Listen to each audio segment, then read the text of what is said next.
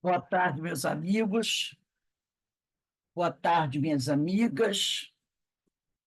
Nós estamos aqui na Sociedade de Estudos Espírito Francisco de Assis, hoje, dia 7 de outubro de 2024. Nesse horário, às 5h30, a gente estuda essa obra, Recordações da Mediunidade, de Ivone do Amaral Pereira.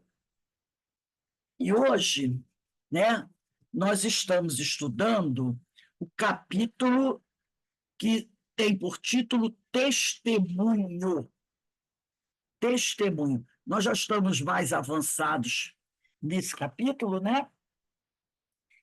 E nós vamos começar naquele parágrafo que diz assim: visitei o sótão. Nós colocamos a data semana passada aqui, né? Mas antes de começarmos, eu vou pedir, Ana, por favor, Ana Constantino, você pode, por favor, fazer a nossa prece de abertura?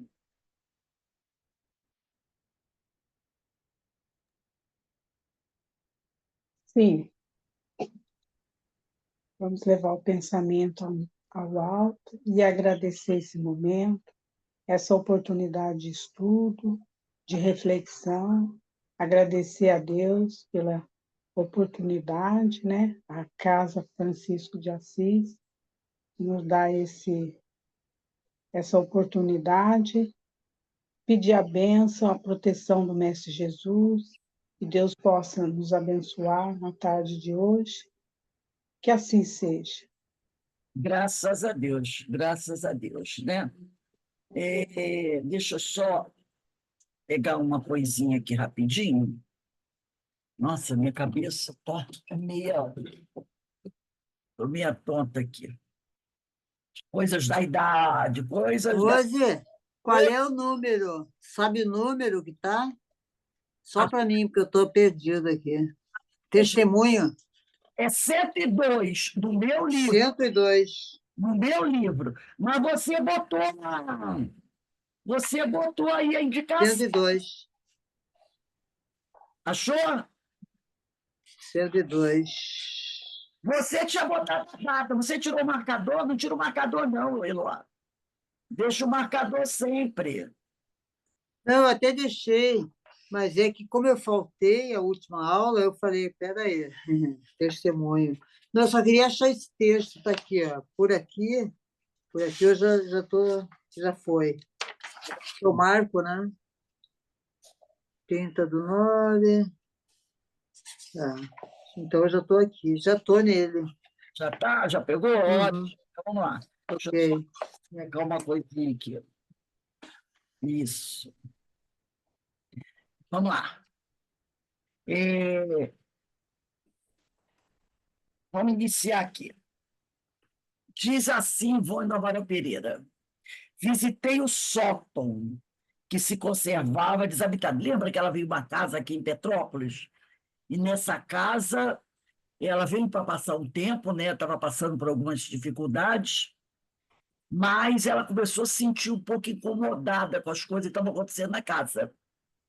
E aí, um dia, ela resolveu visitar o sótão para ver o que estava ocorrendo. Então, ela diz aqui: visitei o sótão que se conservava desabitado. Penetrando o recinto, senti-me invadir por influenciações geladas e contundentes. E chorei copiosamente, sem saber por que chorava. Mas nada vi, senão alguns móveis antigos que ali eram depositados.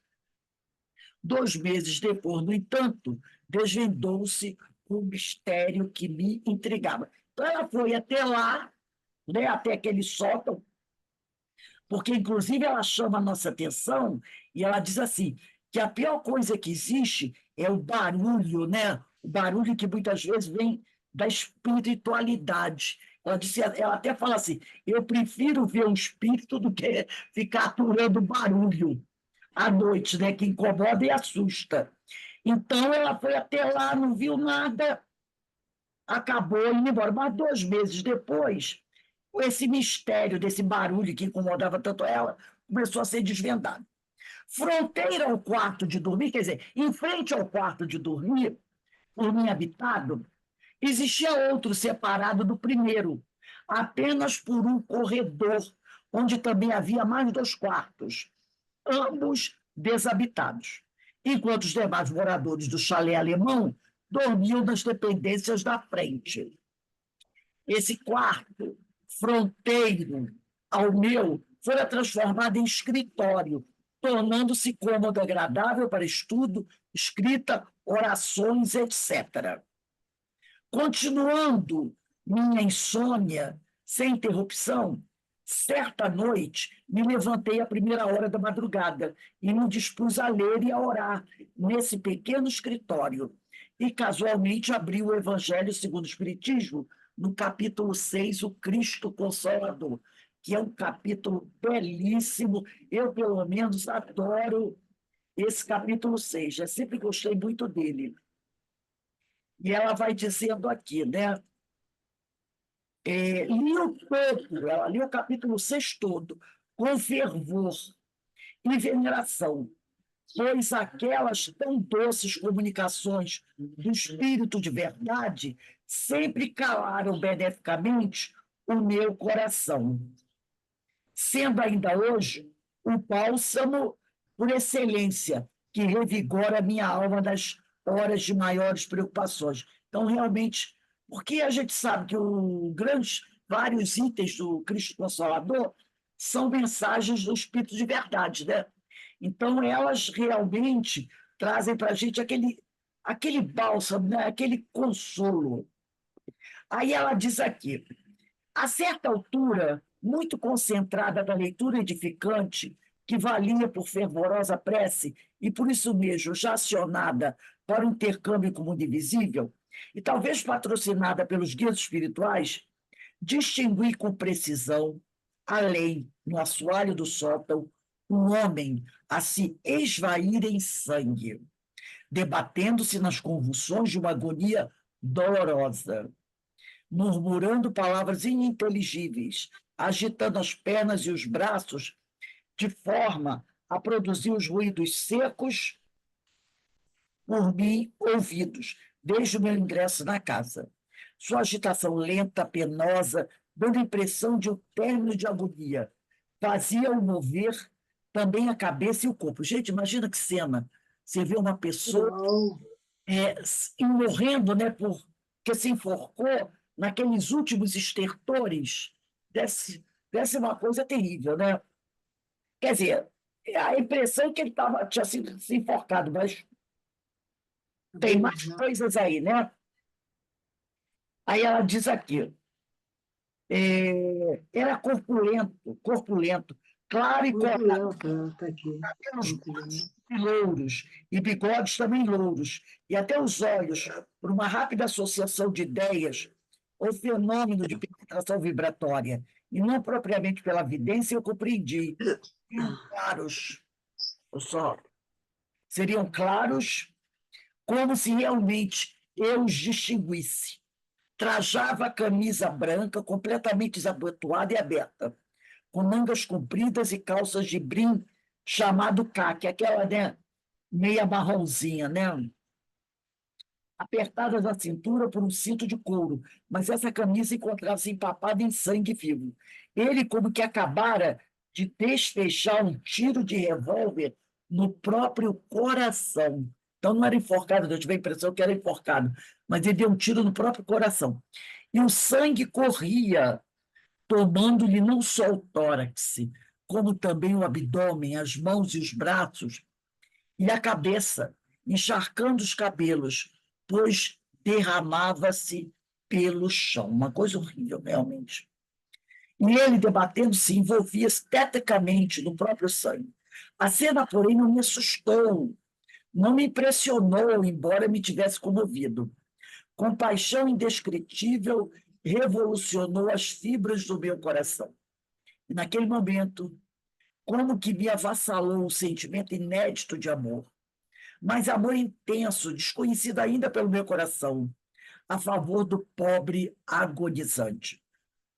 Dizia que eu contemplava ali não um estranho, um estrangeiro que nem mesmo me fora dado conhecer pessoalmente, mas uma criatura bem amada, cuja desgraça me comovia profundamente.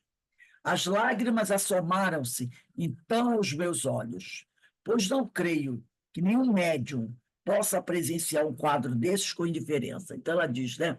E ela era uma médium experiente, porque ela diz, eu não me assustei, porque essas cenas, infelizmente, ela já tinha visto muitas vezes, com outros suicidas, né? Então, não é dizer uma cena tipo assim, eu nunca vi isso na minha vida. Ela, como médium, já tinha visto cenas desse nível, né? Por isso ela não se assustara. Mas ela disse, é algo que comove demais. Você vê uma pessoa passando por esses momentos tão difíceis, tão torturantes, né? Ela diz, ninguém consegue passar por uma coisa dessa com indiferença. Então, compreendi quanto se passava. Orei pelo pobre suicida, o qual talvez jamais tivesse sido assistido por uma prece. E ofereci a Jesus meus préstimos, a fim de socorrê-lo, como é dever de todo médio, diante de um desencarnado em aflição. Então, ela entendeu que ele já, aquela cena, aquela situação ali, já havia acontecido há algum tempo, não era uma coisa de nova. Ele já deveria ter se matado há alguns anos, mas ele, enquanto espírito, ainda estava preso àquele local. E o que ela diz aqui? Que, pelo que parece, ninguém fez uma oração por ele, né? Que com certeza já começaria ajudando. Que poderei fazer por ele, interroguei mentalmente no fervor da prece. Orar, falar-lhe, envolvê-lo na piedade de vibrações amorosas, despertá-lo do pesadelo em que se deprime há tanto tempo, anestesiar a sua desgraça com a palavra da fé e da esperança, ampará-lo no coração com a doçura do amor materno. A mulher médium é sempre mãe dos desgraçados. Achei lindo isso que ela colocou aqui, né? Que a mulher tem essa sensibilidade. Sussurram aos meus ouvidos os piedosos assistentes invisíveis que me protegiam, permitindo o fenômeno. Orei então, orava diariamente com desprendimento e fervor, prostrando-me de joelhos em súplicas pelo suicida que o alivia e mentalizando Cristo de mãos estendidas para socorrê-lo, a fim de que, de alguma forma, de algum modo, ele captasse a criação do meu pensamento e se esperançasse nela, tentando alívio para o próprio descontrole vibratório. Então, essa era a esperança dela, né? Que ele, ouvindo a prece, se sentisse tocado e aliviado das suas dores, que deveriam ser terríveis. E ela diz uma coisa que eu achei muito interessante aqui, né? Eu vou até sublinhar. Ela orava, né? Ela dizia assim, ó, prostrando-me de joelhos em súplicas pelo suicida que o alivia. Ela, Ivone, mentalizando Cristo de mãos dadas para socorrê-lo. Então, ela mentalizava o Cristo de mãos estendidas, né? Para aquela imagem do Cristo com as mãos assim. Era essa imagem que ela mentalizava durante a prece, né? A fim de que ele, de algum modo, no meio daquele sofrimento, daquela tortura toda, pudesse captar a forma, o pensamento que ela estava criando ali. E se esperançasse nela. Então, ela criou uma imagem esperando que ele captasse essa imagem. E ao ver o Cristo de mãos estendidas, ele sentisse um alívio no seu sofrimento, né? E lia, ela diz aqui, né? E lia como prece as amorosas comunicações do Espírito de Verdade, de Santo Agostinho, de Fénelon, do Cardeal Marlot, todas aquelas sublimes que o Evangelho, segundo o Espiritismo, oferece aos corações sedentos de consolo e esperança. Então, ela estava com o Evangelho, segundo o Espiritismo, na mão, e ela lia aquelas mensagens esperando que ele captasse as vibrações. Seria necessário, porém, obter o nome do suicida, a fim de solicitar o socorro de irmãos encarnados, em forma de preces e atração para as sessões chamadas de caridade. Então, ela precisava saber queria saber o nome dele, né? Para pedir às pessoas encarnadas, até ali da residência, né? Ou de algum outro lugar, uma casa espírita, uma igreja, sei lá o que fosse, para orar por ele, né? Para pedir por ele. Então, ela diz aqui, e no dia seguinte, a primeira noite que viu seu fantasma, interroguei o dono da casa. Ela foi falar com o dono da casa sobre quem residir ali antes dele. Discorreu, então, este dos detalhes. E aí ela contou os detalhes, como ela viu o morto, né? Discorreu, então, este nos detalhes já citados, isto é, que ali residia o próprio construtor. Então, ela contou para o dono da casa o que ela estava vendo, e ele contou para ela o seguinte, que ali, nessa casa, havia morado aquele que construiu a própria casa, e foi o primitivo proprietário do imóvel, o qual se suicidara com um tiro de revólver do coração no sótão havia 10 anos. Então, esse espírito estava sofrendo ali, naquele sótão, havia 10 anos. E foi o que a Ivone percebeu? Que ninguém tinha, nesses 10 anos, feito nenhuma prece por ele, né? E que era de nacionalidade alemã e chamava-se William, que significa Guilherme. E nem devemos julgar que o que eu ali distinguia fosse apenas o reflexo do ato passado, impresso das vibrações ambientes, porque se assim fosse, a visão seria fixa. Então, ela vai colocar aqui para a gente uma coisa. Às vezes, né, a pessoa, o médium, ele vê no ambiente uma imagem. Uma imagem. Uma imagem fixa. E a pessoa pensa assim, e tem um fantasma aqui. Às vezes não tem ninguém. É aquela imagem que está fixa ali. Mas no caso dela, não. Porque ela via o quê? Os movimentos. Não era uma imagem fixa. E eu trouxe aqui um texto desse livrinho aqui, eu vou abrir o PDF, tá? Só vou mostrar. Um livro muito bom. Pensamento e Vontade, de Ernesto Bozano. Eu trouxe para a gente aqui um capítulo, um trecho desse livro, Pensamento e Vontade, quando o Ernesto Bozano vai tocar nesse assunto, dessa imagem fixa. Deixa eu partilhar aqui com vocês. Deixa eu ver até aqui. Pensamento e Vontade, Ernesto Bozano. Ernesto Bozano foi um escritor, né, italiano, acho que é italiano. E ele diz assim, é provável, todo mundo está vendo, não está?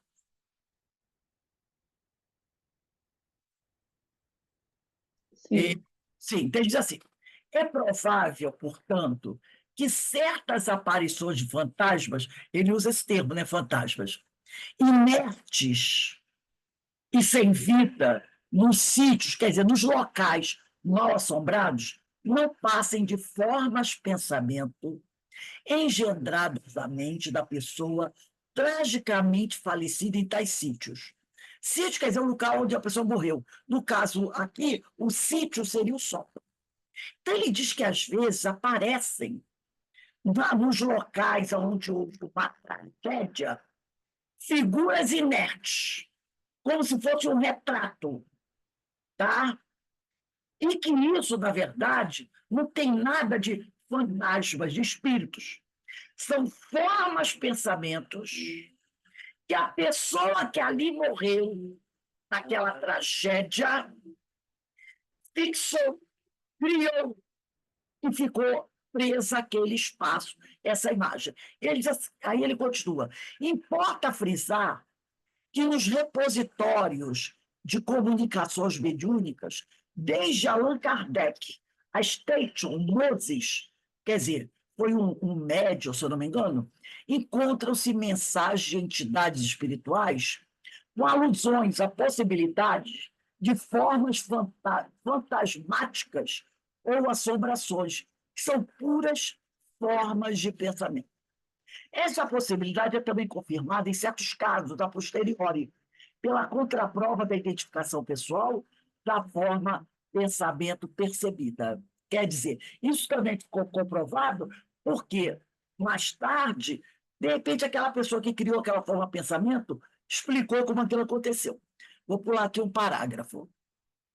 No caso ocorrente, a médium era a senhorita A. Ele vai contar um caso aqui. Muito distinta, instrui, dá perfeitamente a par dos métodos de investigação científica, que permitem o resguardo das sugestões inconscientes. Convidada pela condessa Radbour em sua residência de Longford, obtivera, no curso de uma experiência de escrita automática, a seguinte comunicação oriunda da entidade. Entidade Stein, que habitualmente se manifestava por seu intermédio. O espírito, né? Perguntas-me o que vejo neste ambiente. Aqui o tens. Vejo muitas sombras e alguns espíritos. Vejo igualmente um certo número de coisas refletidas. Saberás informar-me se no quarto de cima morreu alguma criancinha, mais ou menos, de repente? Por que me perguntas? Por que diviso constante a sombra de uma criancinha lá no quarto junto ao teu? Mas é só uma sombra? Sim, exclusivamente. O que queres com isso dizer? Que uma sombra se forma quando alguém pensa de modo intenso e constante em outra pessoa, gravando-se assim no meio ambiente, a sombra e a recordação do pensamento. É uma forma objetiva do pensamento, o que, por conseguinte, me leva a crer que os pretensos fantasmas dos assassinados, como dos que sucumbem de morte violenta, são, a mais das vezes, sombras ou imagens que dão espíritos confinados. E antes a consequência do pensamento do assassino, que, obsidiado pela ideia do crime cometido, projeta exteriormente a sombra ou imagem da sua vítima. Então, ele está querendo dizer o seguinte: que aquele que comete muitas vezes o crime, aquela imagem do crime que ele cometeu, fica gravado na mente dele. E essa pessoa, esse assassino, pode deixar gravado também no ambiente onde o crime foi cometido a imagem desse crime. E ele fica gravado nas paredes com uma forma de pensamento. Ao demais, seria para lamentar que as almas sofredoras, depois de haverem sofrido do mundo, fossem quais fossem as suas faltas, ainda devessem penar aqui, sob a forma de espíritos confinados.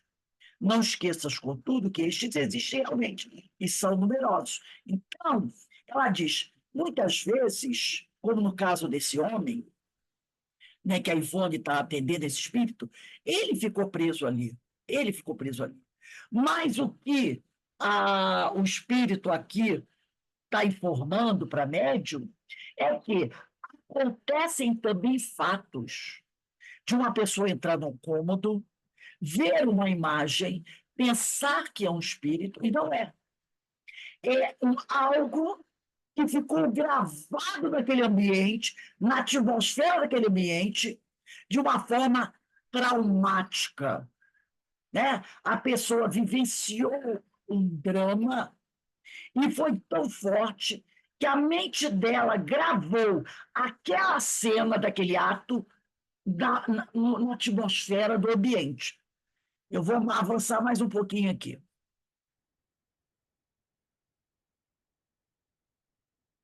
Assim se demonstra o bom fundamento da tese por nós sustentada, concernente à realidade objetiva das formas de pensamento e a possibilidade da sua persistência mais ou menos longa nos ambientes em que se formam, desse modo, originando um grupo especial de fantasmas assombradores. Porque a pessoa pensa que são fantasmas, mas não são. São formas de pensamento, como se fosse um quadro que a gente pintasse com a nossa mente daquele drama ocorrido. E depois a pessoa vai embora. Dali ou ela morre, ou o espírito vai embora, mas a imagem do fato fica gravada no ambiente como se fosse uma biblioteca digital de imagens. Vou avançar um pouquinho mais. Muito mais provável é, portanto, que o fantasma de um assassino assombre o local do seu crime do que o de sua execução, quando condenado pela justiça humana. Então, ela diz aqui que aquele que mata alguém, ele pode muito bem criar uma forma de pensamento baseada no ato do crime que ele cometeu. No momento que ele cometeu aquele ato, aquela cena, aquele ato fica gravado na mente dele. E também no local onde está. Então, vai dizer mais fácil, o equívoco que você cometeu ficar gravado no ambiente do que você matando aquilo, você sendo justiçado. E ela diz aqui, e Astor, o espírito guia de Travers Smith, adverte por sua vez. Os fantasmas, isto é, as formas de pensamento, aparecem às vezes espontaneamente, devido a emoções terríveis, conjugadas ao pavor que lhes causam os elementos necessários à sua exteriorização. Assim aí compreendes, não seja a Torre de Londres, que foi, né, uma prisão no período medieval, um lugar assombrado. Tendo sido um presídio, parece-me, vale por um ambiente do qual a mentalidade dos encarcerados se tornava obtusa, devido à triste monotonia da própria consciência. Inclusive, na Torre de Londres ficaram prisioneiros homens, mulheres e muitas crianças foram prisioneiras lá e morreram lá, como prisioneiras, sendo tratados de forma bárbara, tá? Devido, ele diz aqui, ó, à triste monotonia da própria condição, desprovida de qualquer sentimento emocional ou passional, ou seja, assim um estado de desesperação resignada. E o desespero não é elemento propício à formação de fantasmas. Então, o que ela está querendo dizer aqui? Que essa história, né? Que eles ficavam lá, tem fantasma na Torre de Londres, ela disse, não, pelo contrário, tem formas de pensamento. Inclusive, aqui nesse livro, conta uma história muito interessante, que uma médium, uma vez, até ela falou ali, mas eu não peguei a parte, quando ela diz que ela foi na casa de uma amiga, e ela estava lá na casa dessa amiga, essa médium, quando ela começa a ouvir muito choro de criança do segundo andar. Foi isso que ela falou, mas ela não contou como é que a história se desenvolveu. E aí ela vira para mim e disse assim, e na sua casa morreu alguma criança? Porque eu estou escutando muito barulho, choro de criança. Aí a dona vira para ela e diz assim, já é uma senhora idosa, vira para ela e diz assim, olha, que eu me lembre. Aí ela fica assim, daqui a pouco ela diz, eu me lembro sim. Morreu. Aí ela disse assim, me leva no lugar onde isso aconteceu. Ela levou. Quando ela levou, essa médium viu uma cena. Ela viu uma cama, uma criança deitada, né? E uma mulher de preto debruçada sobre a criança lá da cama, em desespero. Mas era como se fosse uma pintura, entendeu? Mas ela ouvia o choro da criança. E aí ela fala assim, olha, eu estou vendo uma mulher aqui, ajoelhada ao lado de uma cama, com uma criança morrendo. Isso aconteceu aqui nessa casa? Aí essa senhora disse assim, nossa, eu me lembro sim, quando eu era pequena, olha, eu já tinha os seus 60 anos, eu devia ter meus 8 anos, por aí, alguma coisa assim. Meu irmãozinho morreu nesse quarto. E a minha mãe, desesperada, desesperada, ficou ao lado dele enquanto ele morria. Aí a médium fala. Aí ela fala, minha mãe está aqui. Ela diz, não, sua mãe não está aqui nesse quarto. A criança não está aqui nesse quarto. Mas o desespero da mãe gravou no ambiente do quarto uma forma pensamento. O choque do filho morrendo ali, e ela não pôde fazer, foi tão forte que a mente dela exteriorizou aquela imagem. E ela ficou ali, gravada naquele ambiente. Então não haviam fantasmas, entre aspas. Havia a forma pensamento que alguém deixou ali. E essa pessoa não estava mais no espírito. E aí, em outros estudos que eu fiz sobre isso, eu depois eu vou ver se eu resgato esses estudos, ele fala o seguinte, o autor fala o seguinte, que às vezes no ambiente ficam formas de pensamento sobrepostas umas sobre as outras, como se fosse um livro, as mais antigas e as mais novas por cima. Entendeu? Então, aquelas imagens criadas ficam ali. Ele até conta desse livro, uma historinha, eu vou contar rapidinho aqui, de um homem, ele era espiritualista, e era um escritor, e ele está em casa, e de repente toca a campainha dele. Isso é 1800 e qualquer coisa. E quando ele vai atender, é um homem que vende livros religiosos. Lembra antigamente que tinha esse vendedor de livro, que é de enciclopédia, que é de cada em cada? Esse homem vai vender para ele um livro, eram os livros religiosos. E o homem chega, já era quase tarde da noite, e o homem começa, ele disse que ia despachar, mas o homem fala assim tão forte, disse que lá, é o livro de Jesus que vão ajudá-lo. Ele deixa o homem entrar. O homem entra, senta no sofá, na poltrona, e o homem começa a recomendar o livro. E ele percebe que o homem é um fanático religioso.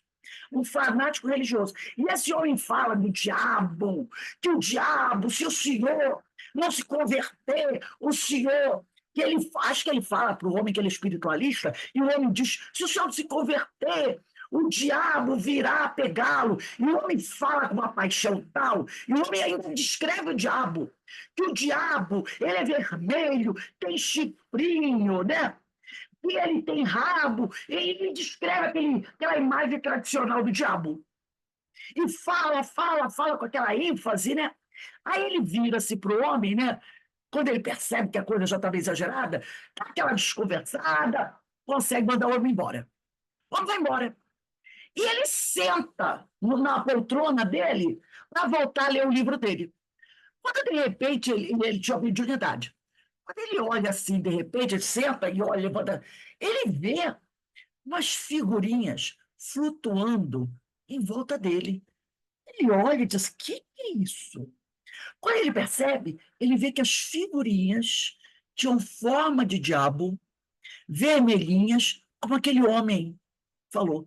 Ele se levanta e toca numa delas. Quando ele toca, ela se transforma em cinzas e desaparece. E aí ele percebe. Aquele homem imprimiu naquele ambiente a ideia dele sobre o diabo. E ele disse que eles ficavam flutuando, pareciam móveis, assim, em volta ali. Foi a forma pensamento daquele homem que ele imprimiu naquele ambiente. Está aqui, ó, nesse livro, Pensamento e Vontade. Está logo no início. Né? O primeiro capítulo desse livro é As Forças Ideoplásticas. As forças ideoplásticas. Então, nesse capítulo, assim, ele vai falar de alucinações espontâneas e voluntárias, sugestão pós-hipnótica, e vai falar de formas de pensamento. Então, esse capítulo é muito interessante. Eu acredito que é o primeiro capítulo, que o segundo é fotografia do pensamento. É fininho, gente, você lê num dia até, que tem até uma letra grande, né? O meu é ainda edição tradicional. Esse livro é fantástico, fantástico. Ernesto Bozano fala dessas coisas assim, você diz, nossa, são as formas de pensamento. Aí, voltando a Ivone Pereira, o que a Ivone Pereira está querendo dizer aqui? Que essa imagem que ela viu do homem morto no chão, ensanguentado, não era a forma pensamento. que poderiam pensar que já que houve uma tragédia ali, e que essa imagem ficou fixada, e que o homem, o espírito dele não está mais ali. Mas ela diz que não. Ela diz aqui, ó, e nem devemos julgar que o que eu ali distinguia, quer dizer, o que eu ali via, fosse apenas um reflexo do ato passado, impresso das vibrações ambientes. Então, ela diz, ela está querendo dizer o que é o seguinte, que nós não devemos pensar que o que ela via fosse uma forma de pensamento. Não era uma forma de pensamento. Porque se assim fosse, a visão seria fixa. A visão dele seria fixa. Ao passo que essa visão se locomovia no ar.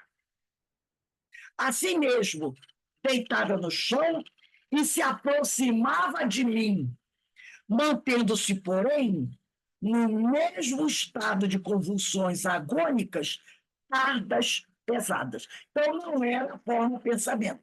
Eu fui lá do Ernesto para a gente entender que existe a forma de pensamento e existe o espírito que fica preso no ambiente.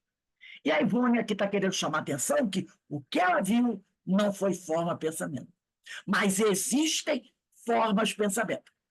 Eu vou parar aqui e eu vou ver se eu resgato. Eu tenho outro texto, forma de pensamento, muito interessante. Eu vou ver se resgato para a próxima aula, para a gente trabalhar mais essa questão da forma de pensamento, porque isso é muito importante. Porque você precisa distinguir isso. Porque às vezes a pessoa diz, eu fui num lugar assombrado, vi uma mulher de branco, vi isso, vi aquilo. E você pensa que é o espírito que está no ambiente, e não está. É uma forma de pensamento, tá? Então nós vamos parar aqui, olha, dia 14, bota a data aí, ó. Um impressionante espetáculo. Botou aí, lá, 14/10/24. Tão impressionante espetáculo. A gente começa aí, tá bom? É muito rico, a Ivone traz maravilhosa, né, gente? Eu não preciso nem ficar repetindo, que eu acabo elogiando demais e de repente ela nem gosta. Vamos, gente, agradecer a Deus, agradecer a Jesus por essa oportunidade maravilhosa da gente estar estudando esses temas que nos ajudam a compreender tanta coisa que a gente não sabia, né? E graças a Ivone e os amigos espirituais, a gente está conseguindo descortinar tudo isso. Hoje temos a nossa palestra pública com a companheira Flávia Pesarini, e o tema é Sinal de Identificação, capítulo 54, do livro Lampadário Espírita, de Joana de Ângeles, tá bom? E de Val Pereira Franco. Todos são convidados para estarem aqui na nossa palestra. E, mais uma vez, eu agradeço a presença de vocês, agradeço a Deus, agradeço a Jesus, os amigos espirituais, por termos essa oportunidade de estarmos aqui, tá? Ó, um beijo no coração de todos. Daqui a pouco a gente volta para a nossa palestra.